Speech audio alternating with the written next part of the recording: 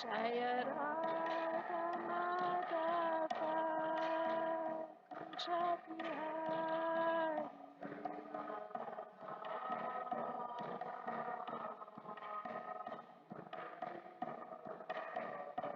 Jaya Radha Madhava Kunja Bihari.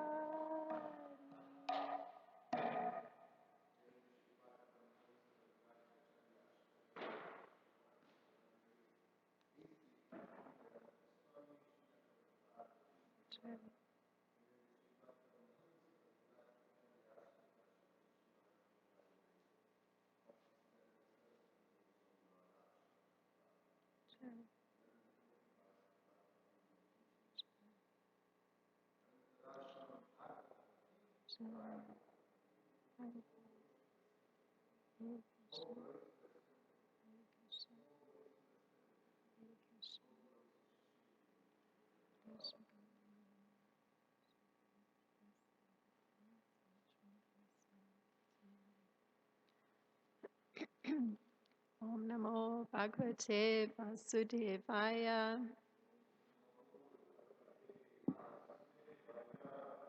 Om Namo Bhagavate Vasudevaya. Om Namo Bhagavate Vasudevaya.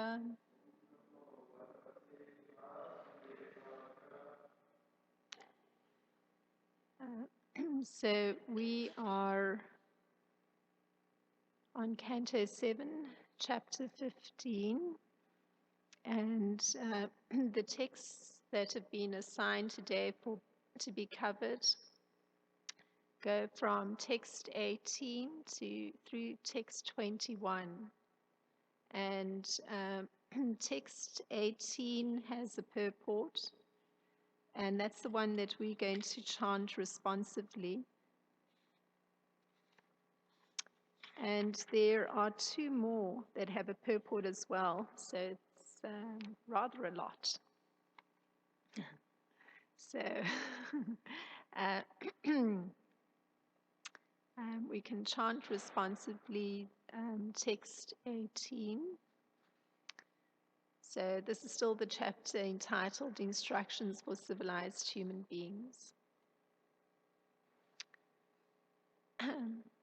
Santushtaha hena varajan navartatapi varinam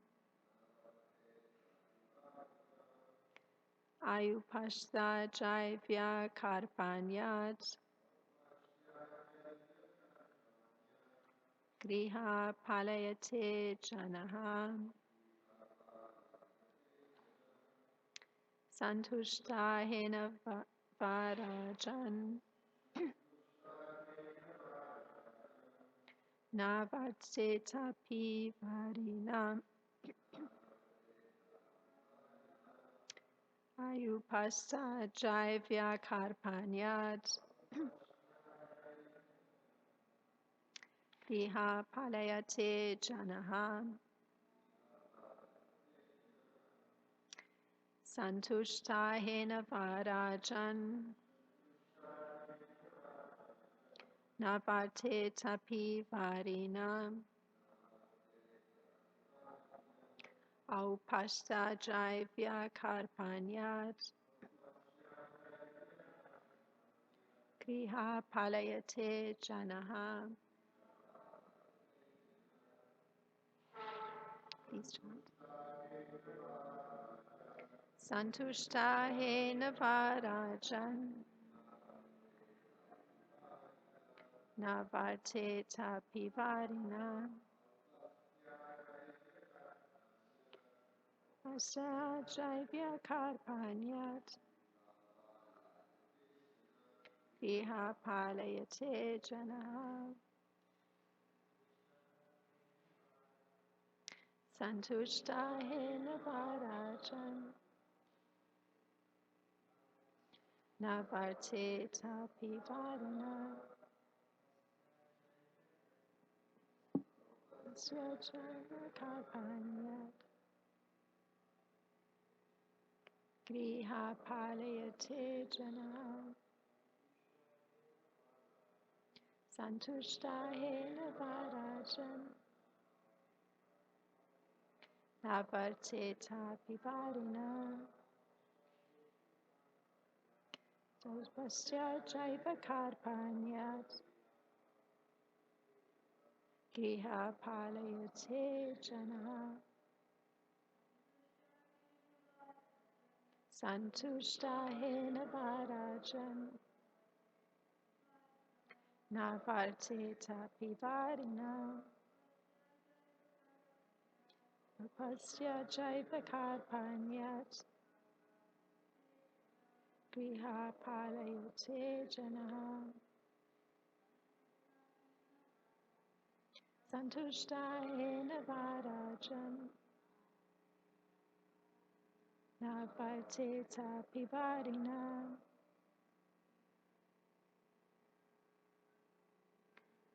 Pasya Jaiva Karpanyat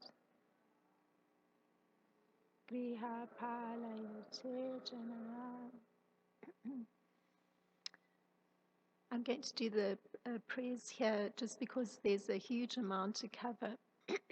Namo Vishnu Padaya Krishna Prasthaya Bhutale Srimad Bhagavatam 7.15.18 Namo Vishnu Padaya Krishna Prasthaya Bhutale Srimad Bhaktivedanta Swamiti Namine Namaste Saraswati Devi Gauravani Pracharine Nivishesha Sunyavadi Paschatya Deshatarine Jai Shri Krishna Chaitanya Prabhu Nityananda Shri Advaita Gadadhar Shivasadi Gaura Bhakta Vrinda Hare Krishna Krishna Krishna Hare Hare Hare Rama Rama Rama Hare Hare Vanchakalpatarubhyascha Kripa Sindhubhyeva cha Patitanam Pavanebhyo Vaishnavyo Namo Namaha.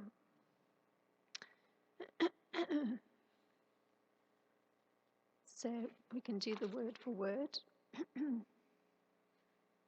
Santushtaha, a person who is always self-satisfied. Hena, why? Va, or. Rajan, O king. Na, not. Varteta, should live happily. Api, even. Varina, by drinking water. Or pastya, due to the genitals. Jaivya, and the tongue.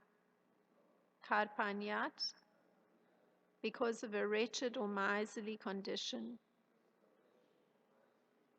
Griha palayate, he becomes exactly like a household dog.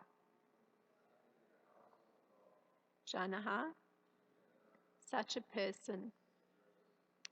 Translation, my dear king, a self-satisfied person can be happy even with only drinking water. However, one who is driven by the senses, especially by the tongue and genitals, must accept the position of a household dog to satisfy his senses.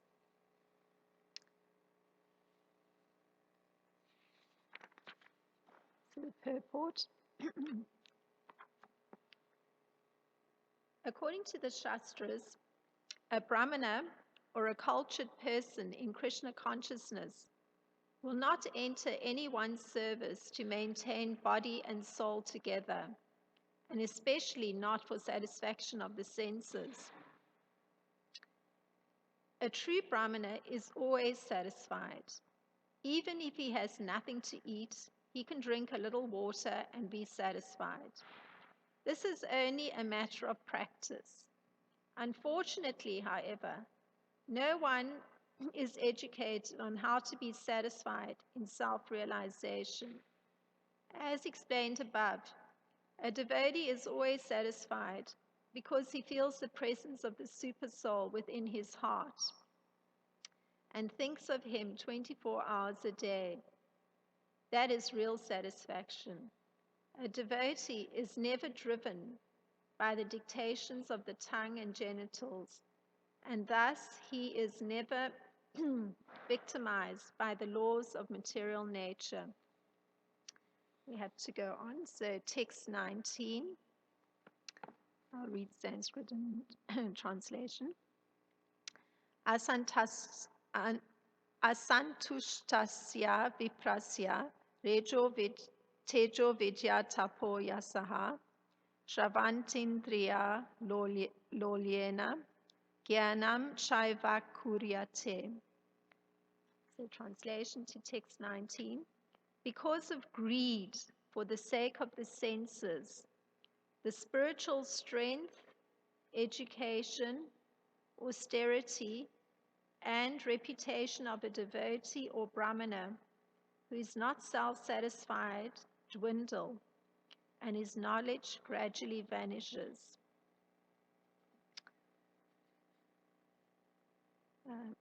Then text 20. Kamasyantam hi shutridbyam krodasyaitat phalodayat yano yati na lopasya jitva bhuktva disho bhavaha. The translation to text 20. The strong bodily desires and needs of a person disturbed by hunger and thirst are certainly satisfied when he eats. Similarly, if one becomes very angry, that anger is satisfied by chastisement and its reaction. But as for greed, even if a greedy person has conquered all the directions of the world, or has enjoyed everything in the world, still he will not be satisfied. Purport.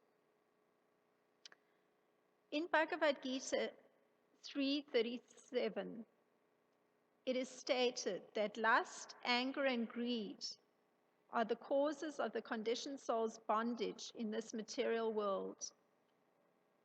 Kama esha krodha esha raja guno samudbhava. When strong lusty desires for sense gratification are unfulfilled, one becomes angry. This anger can be satisfied when one chastises his enemy. But when there is an increase in lobha or greed, which is the greatest enemy caused by Rajagun, the mode of passion, how can one advance in Krishna consciousness? If one is very greedy to enhance in Krishna consciousness, this is a great boon. Tatra lolyam ekalam mulam. This is the best path available. In text 21. Pandita Bahavo Rajan Bahu Gya Samsayachidaha Sadashas Patayo Pieke Ashantosyat Patanti Adaha. And the translation for text 21, and there will be a purport too.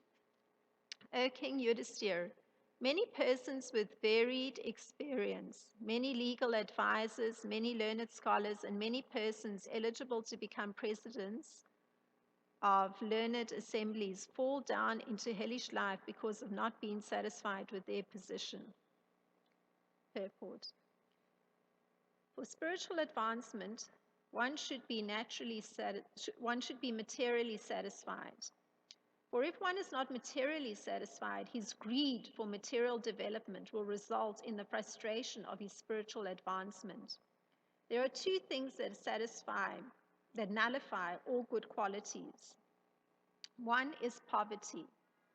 Darida dosho gunam rashi nashi. If one is poverty stricken, all his good qualities become null and void. Similarly, if one becomes too greedy, his good qualifications are lost. Therefore, the adjustment is that one should not be poverty stricken, but one must try to be fully satisfied with the bare necessities of life and not be greedy. For a devotee to be satisfied with the bare necessities is therefore the best advice for spiritual advancement. Learned authorities in devotional life consequently advise that one must not endeavor to increase the number of temples and mats. Such activities can be undertaken only by devotees experienced in propagating the Krishna consciousness movement. All the acharyas in South India, especially Sri Ramunacharya, constructed many big temples, and in North India, all the Goswamis of Vrindavan constructed large temples. Srila Bhaktisiddhanta Saraswati Thakur also constructed large centers known as Gaudiya Mats. Therefore, temple construction is not bad, provided proper care is taken for the propagation of Krishna consciousness. Even if such endeavors are considered greedy, the greed is to satisfy Krishna, and therefore these are spiritual activities.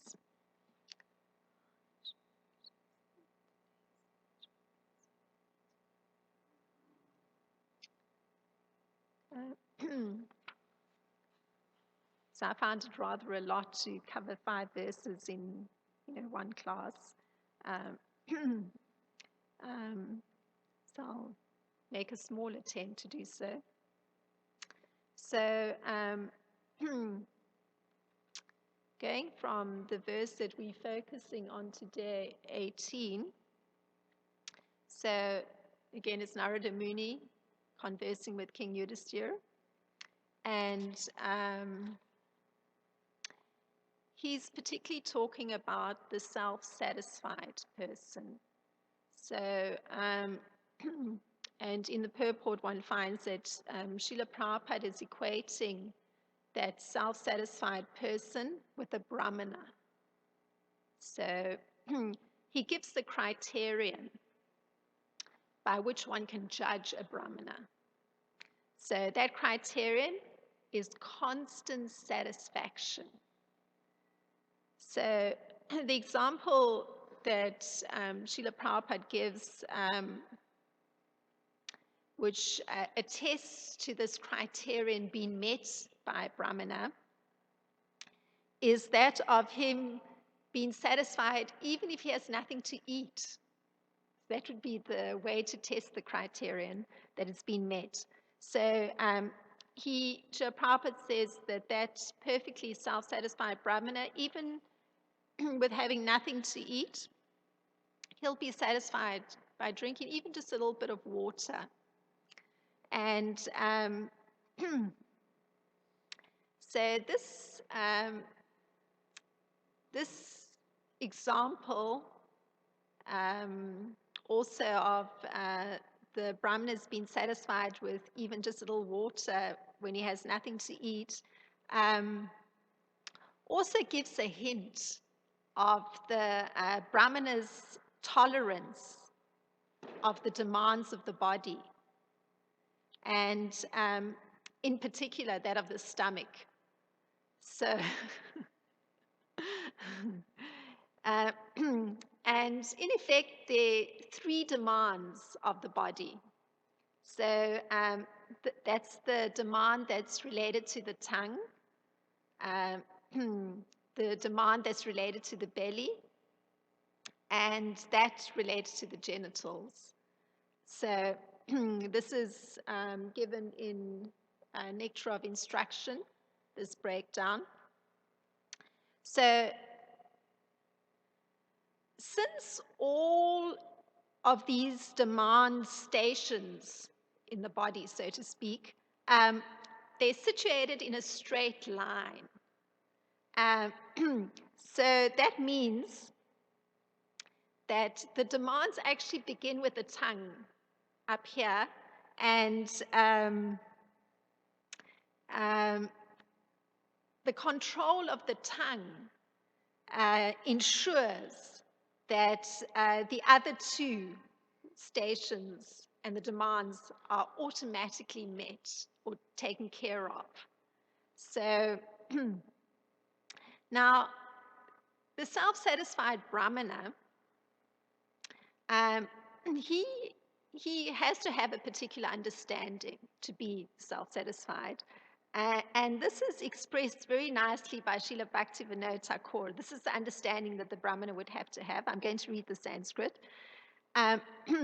Krishna Badadayama Kori Bare Jiva Jai Swaprashad Anodila Bai Sanamrita Pa Radha Krishna Gunagal Prema Dakao Chaitanya Nitai. So the Brahmana has to have this understanding. It's very difficult to conquer the tongue in this particular world that we're in. But you, dear Krishna, are very kind to us. You have sent this nice prasad to help us conquer the tongue. Therefore, let us take this prasad to our full satisfaction and glorify your lordships, Sri Sri Radha Krishna, and in love call for the help of Lord Chaitanya and Prabhu Nityananda. So the Brahmana has that understanding that this is going to be the way to conquer this tongue. So this means that prasad is the ally in the conquest of the voracious tongue. And indeed, that prasad for the Brahmana may be in the form of drinking water. It's equivalent. It's prasad. So that's the reason for the Brahmana's satisfaction.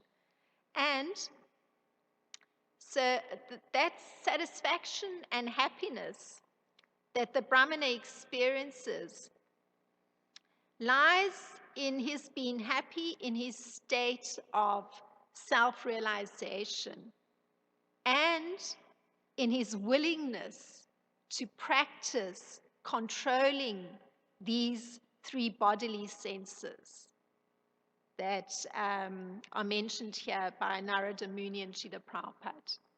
So that's the position of the self-satisfied Brahmana.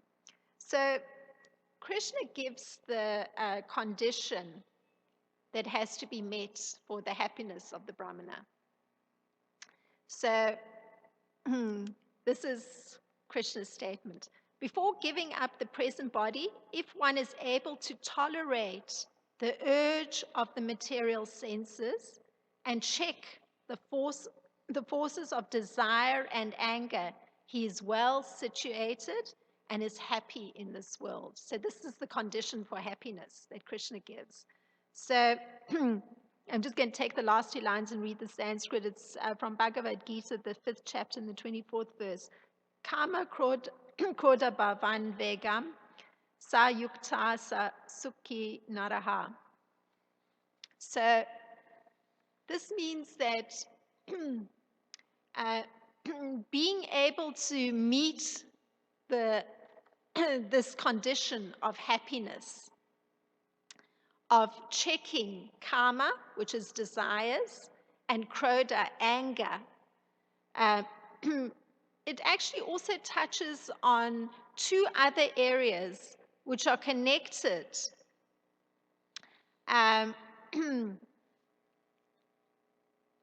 They're connected to the mental image a person holds of himself and that he holds of another person. So the way this will influence the way the person thinks, feels, and acts, all based on the mental image the person's holding of themselves and of another person they're dealing with. And Srila Bhaktisiddhanta calls this the material identification by which the person is functioning. And Srila Bhaktisiddhanta Saraswati Thakur, he actually says that he gives a commentary on Nectar of Instruction, and in his commentary, he says that the mental material identification, this mental image one's holding, it creates three urges: the urge to speak, the demands of the mind, and the demands of the body. So all three of them are actually coming from this mental image one's holding of oneself or one's holding of somebody else. So Krishna calls for a practice which resists these kinds of urges. That's what Krishna is calling for. So Narada Muni here, when he's discussing, he in the next verse, he makes a comparison between two of these urges and their becoming appeased. So this is a comparison that Narada Muni makes. He says bodily urges in the form of hunger and thirst can be satisfied by putting food in the mouth, chewing and swallowing, basically. And in the same way, anger can be satisfied by scolding sharply somebody and the reaction from that scolding. So that actually satisfies anger. So, I mean, this is a comparison he's making. Text 20. So, so it could appear that it's good to appease an urge, but you can see the implications of appeasing the urge, especially the second one, because if you're looking from the point of view of the relief it brings, you could say, okay, it's good to relieve that urge. But then, what happens is that it could actually be a cruel act if one is verbally beating somebody else, because that's what it means, to be scolding somebody sharply. I mean, you verbally beating somebody. And take into account the fact that that verbal beating is based just on the mental image that you're holding of someone, or the mental image you're holding of yourself. It's got challenged in some way. So the anger, and then you're satisfying that urge. So, there's some cruelty involved too. It may bring relief, but there's some cruelty. So now, this, of course, gets into the area of learned habits of thought and the beliefs on which they rest. So now there's a sequence that leads one to this point of the anger. And the basic cause, to even have all this illusory thinking, these mental images that one's constructed of oneself, of somebody else. And the fundamental cause, this is according to Krishna, is that natural eternal love that one feels for Krishna, it's got changed into that lust or that desire to gratify the senses. So there's been a shift. And with that shift, because, we're in contact with the material world, and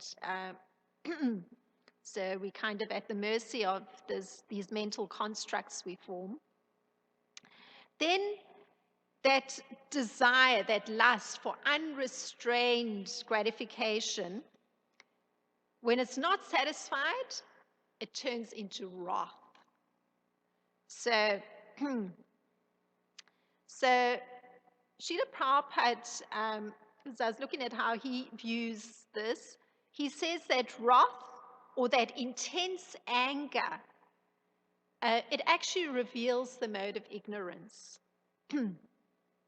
And then the final step in this whole sequence is that the wrath gets transformed into that illusory thinking. So you can see it's a whole cycle that goes on. You start out with the illusory thinking, you go through the cycle, or these various little steps where you're trying to gratify some sense. I mean, it could be your mental sense of yourself, it could be some, trying to gratify something externally. And then that gets converted finally into the wrath because it can't get satisfied or it's got challenged in some way. And then there's that intense anger. So, and then because one's gone through that sequence, more illusory thinking happens. So it's an awful cycle, quite awful. Um, and that illusory idea that then gets entrenched after one has gone through that whole suffering cycle is that, one has the right to please one's senses. So here Narada Muni says, it brings a sense of relief, just to give vent to one's anger. One allows oneself to do the chastisement. So, and here's how Krishna puts it. It is lust only, Arjuna, which is born of contact with the material mode of passion and later transformed into wrath, which is the all-devouring sinful enemy of this world. So it's really broken down by Krishna, this terrible cycle that one gets caught up in. And this is from Bhagavad Gita 3:37. It says, Kama esha krodha esha rajoguna samidbhavaha mahasano mahapapam vidhi enam ihi varinam.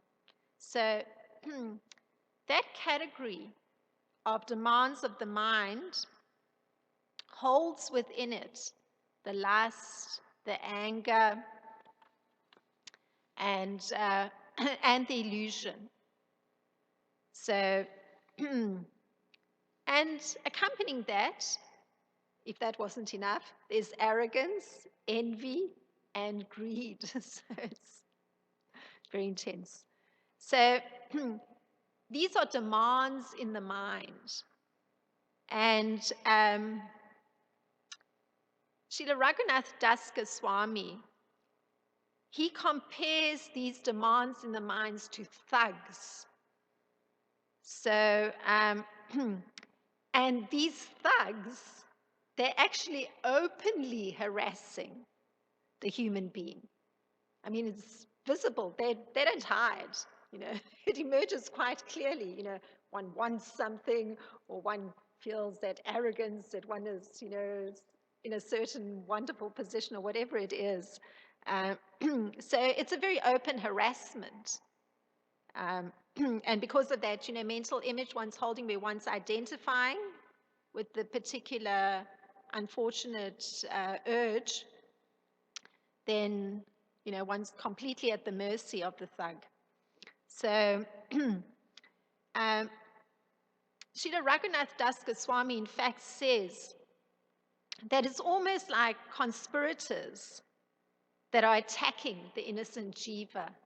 So the poor soul's at the mercy of all these demands that go along with the mental constructs that one is holding. So now the reason that these thugs, they're planning and they're acting together in secret, actually, you could say also, because they're conspiring, so they're acting in secret, all these terrible thugs in the mind.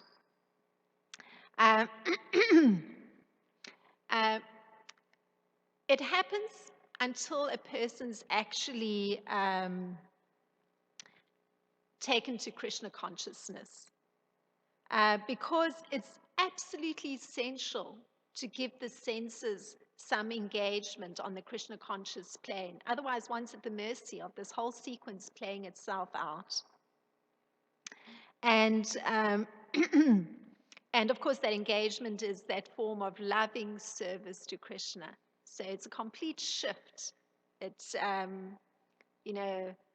completely, what would be the word, knocks down the thugs. They've been knocked away. So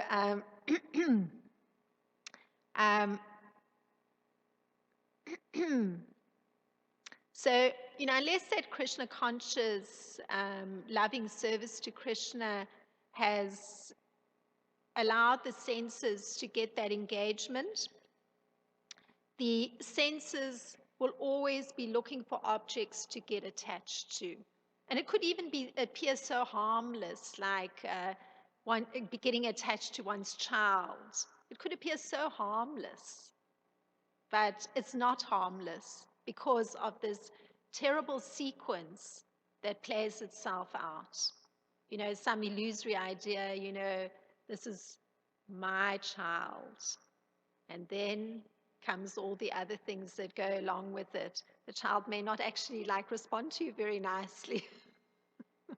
So then when the child's not responding to you very nicely, it means that idea that one's holding suddenly gets a little bit challenged because, one's expecting, loving response for the child. So one can maintain the illusion that, there's a perfect relationship there. But actually, the child will kick and scream and resist something and disagree with the parent, or be it a very young child or even a teenager. It goes on maybe in slightly different external visible forms, but that's what goes on. And then what happens? There's the notion that the parent's holding is challenged. So then there's going to be anger. And then some sort of wrath. The parent's now going to punish their child in whichever way, You can't have this or this or this, or your activities are restrained in this and this way. And of course, there's a dutiful aspect where it's necessary, but I'm particularly focusing on how it's challenging the mental constructs and then how it leads to a whole sequence where it's not necessarily actually any kind of growth or development on the part of either entity. So the proper understanding has to be that everything in relation to performing a service in a loving mood for Krishna, and then things get put in a proper perspective. So one's not caught in that awful cycle. So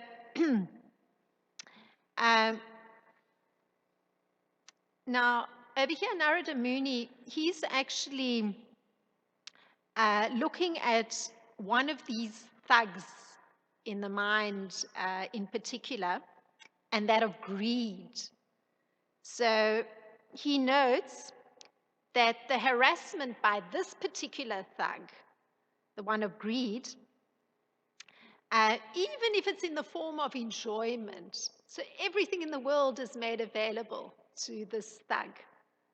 Every single thing in the world can be enjoyed, I like using myself as an example because that always helps me to understand many things. So, for instance,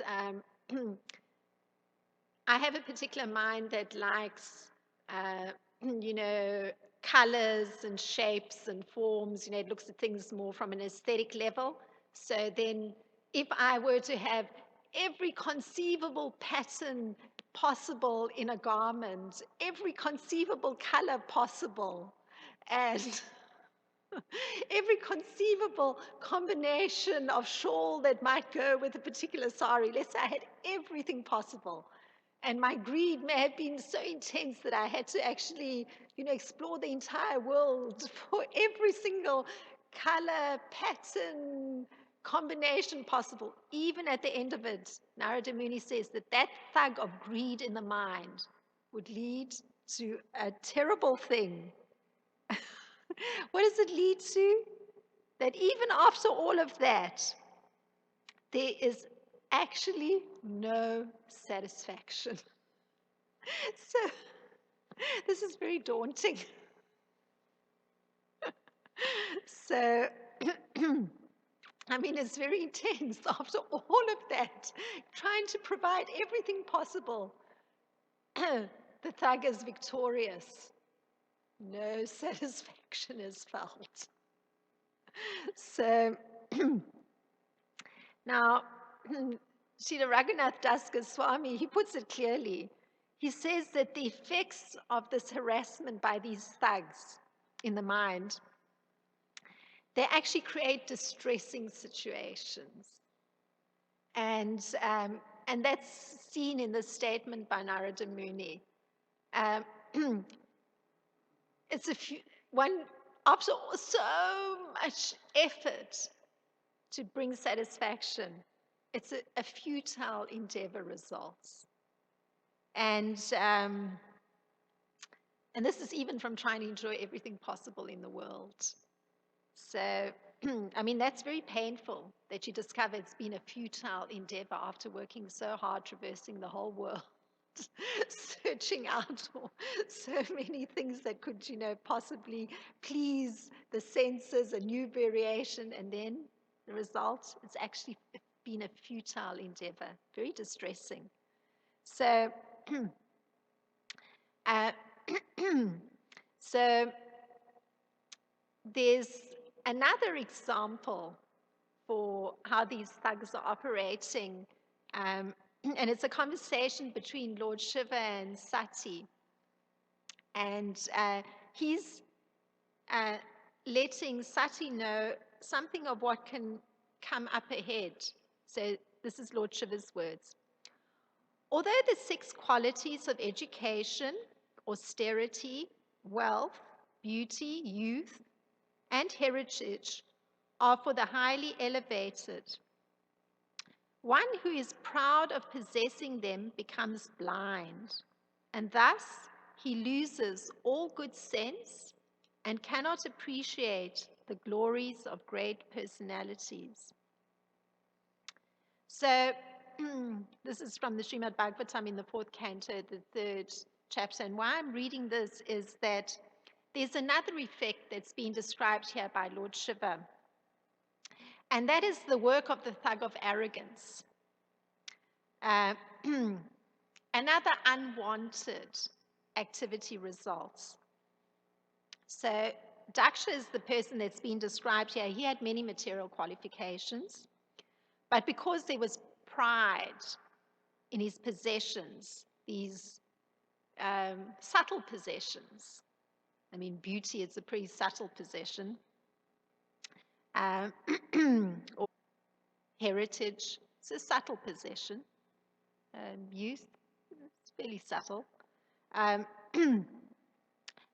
Now, because there was that pride in his possessions, and there was also some envy, he came later on to be angry at Sati's presence at her father's festive event.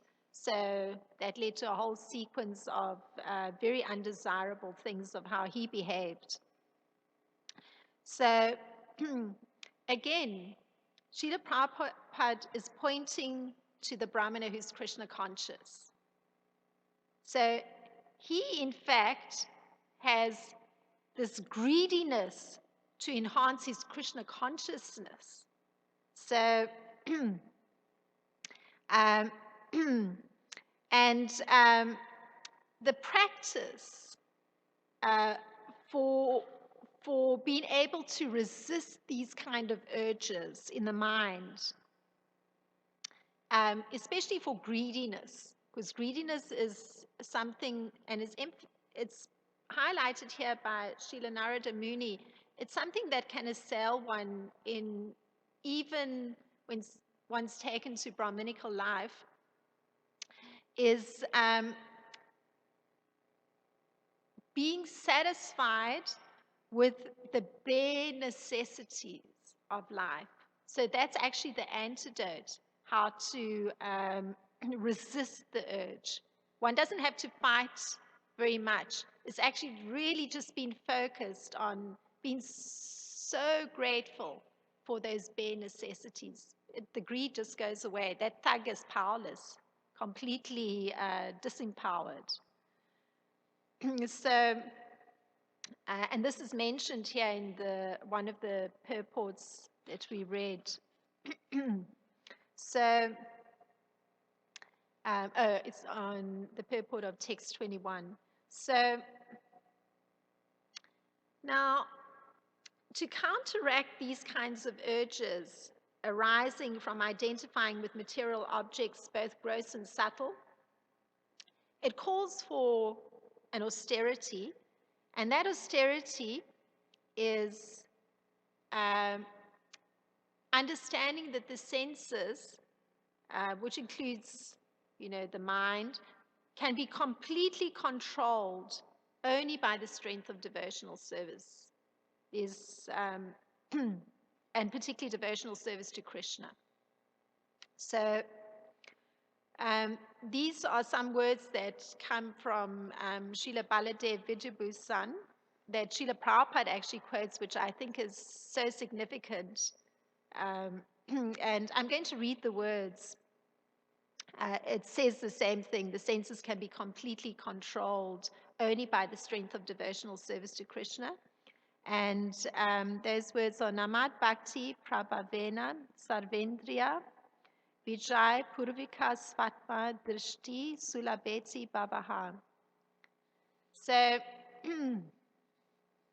Srila Prabhupada also uses another simile. He says that it's like a blazing fire that burns everything within a room. So this is that what transpires through performing loving devotional service. It's like a great fire, and all these impurities in the heart, these urges in the mind that come from these kind of illusory ideas from previous activities, and then getting the engagement that was based on those illusory activities that then led finally to the anger and the wrath and more illusory activities. All of that gets burnt away simply by engaging the senses in loving devotion to Krishna. So, and Lord Vishnu, situated in the heart of a yogi or the perfect Brahmana, he burns up all these kinds of impurities. So he's personally doing it. So that's in Bhagavad Gita 262 purport. We find Srila Prabhupada discussing this point. So the perfect Brahmana that was mentioned right in the beginning is the one who's meditating on Lord Vishnu and is devoted to the Supreme Personality of Godhead. So that is the aspiration and the education needed that Srila Prabhupada is calling for, to be in that fantastic position where one isn't at the mercy of these most horrendous urges and the thugs that are just waiting. So those are some of the thoughts on these 5 verses today. I've tried to bring them together as best I could. So if there's any thought or something to expand our discussion. Subhal.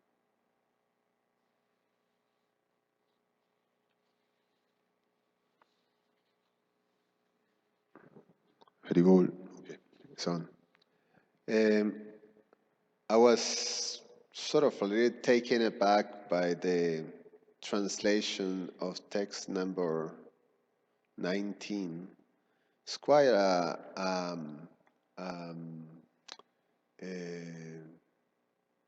you say it? What is it like when you're giving a warning? Yeah, it's quite a warning.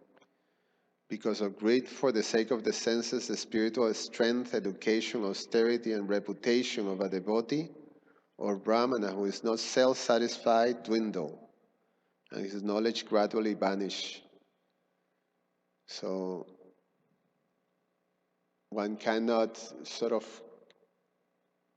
the idea or the understanding is that one have to be constantly progressing, otherwise the whole thing just goes to nothing, and it's for a devotee to be victimized by these thoughts. And so it's a pretty heavy thing.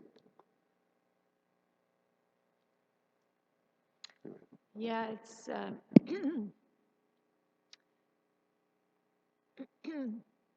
to see a devotee in a position where the devotee has fallen victim to greed in particular, which is the emphasis in this particular verse. So greed for satisfying the senses. So that means that one is shifted to that plane of the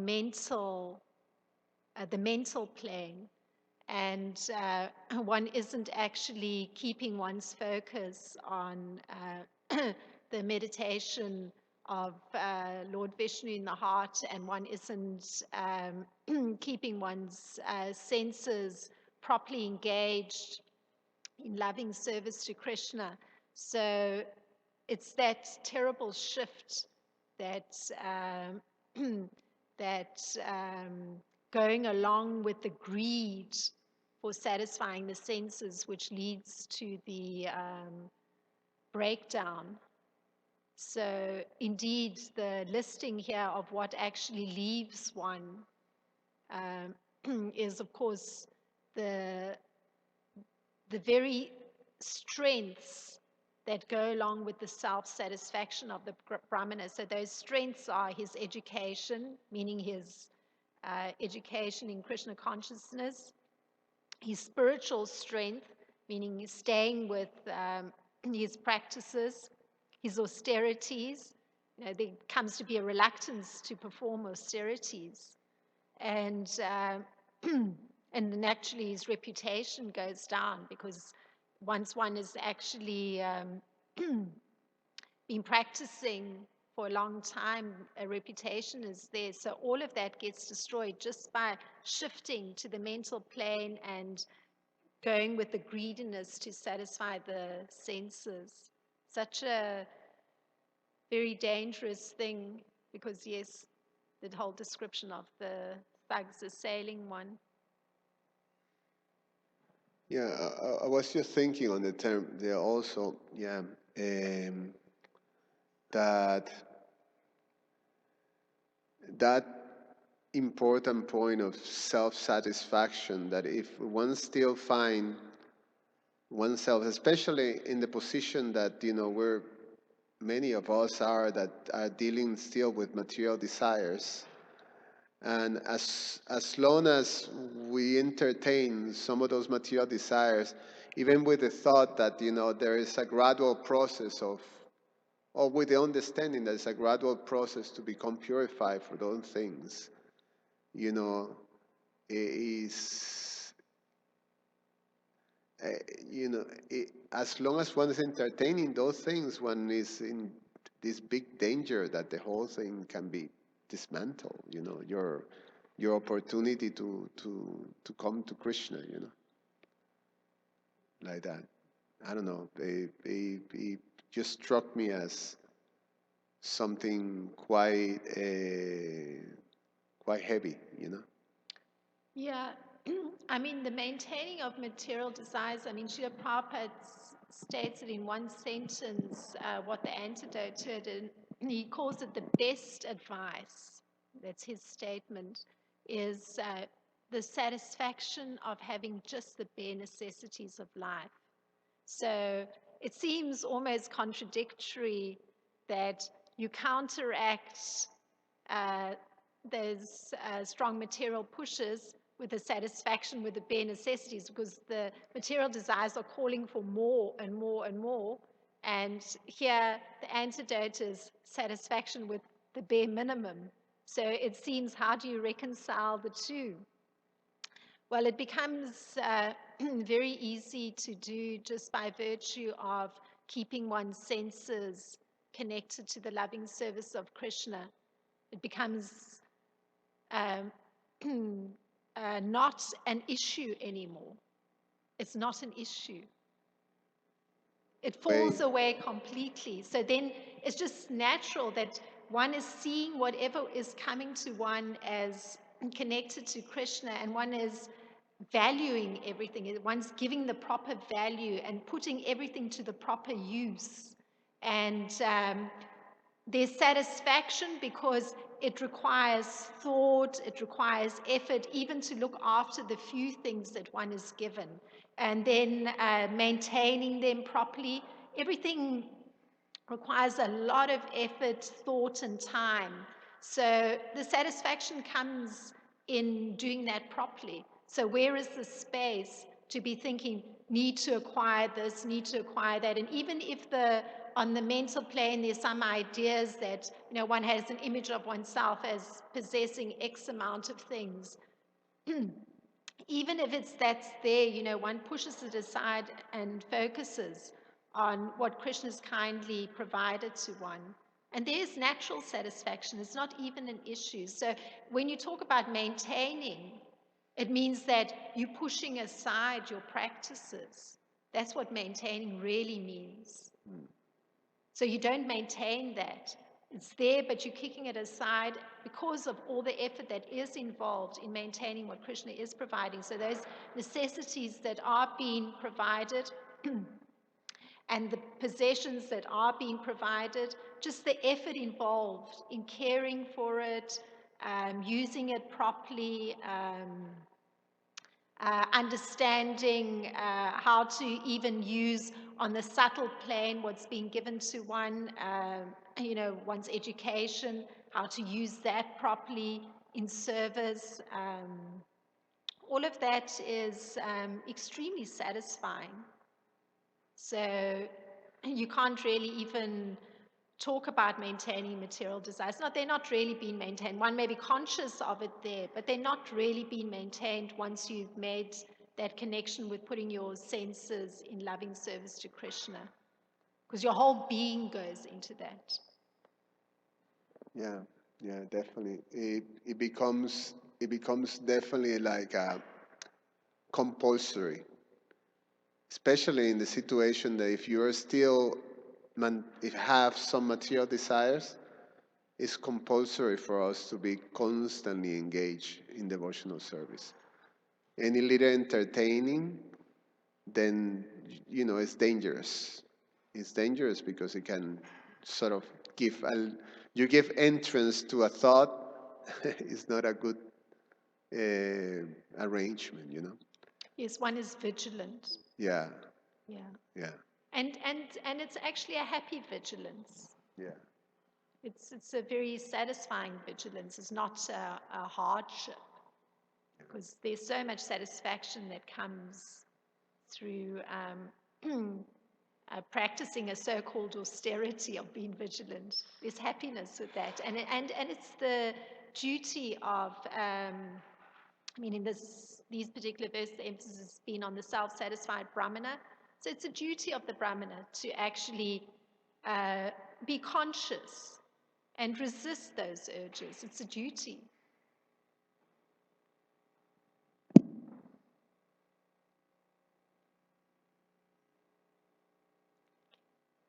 Thank you very much. Hare Krishna.